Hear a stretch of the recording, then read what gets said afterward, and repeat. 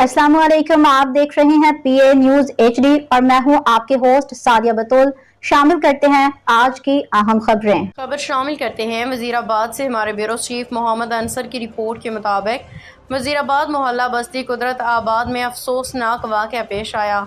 यासीन मलिक जो पिछले 7 साल से नशे का आदी है, मुल्ज़िम यासीन ने कलीम अंसारी की बेटी 7 साला जिसको घर से उठा लिया और बच्ची की गर्दन पे छुरी रख दी, और जब बच्ची के वालिदैन को पता चला तो बच्ची के वालिदैन और अहले मोहल्ला कुदरत आबाद गली नंबर 8 में गए अपनी बच्ची को लेने। मुल्ज़िम यासीन अपने घर की छत पे चढ़ गया, ऊपर से नीचे गली में बच्ची के वालिदैन को पत्थरों की बरसात कर दी और अहले मोहल्ला ने 15 पे कॉल कर दी। मौका पे एसआई असदुल्ला चीमा अपनी टीम कैमरा पहुंच गए।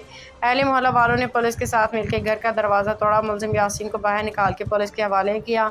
मज़ीद तफ्तीश जारी है। न्यूज स्टूडियो से अब तक के लिए इतना ही। मजीद खबरों और अपडेट्स के लिए देखते रहिए पीए न्यूज एचडी।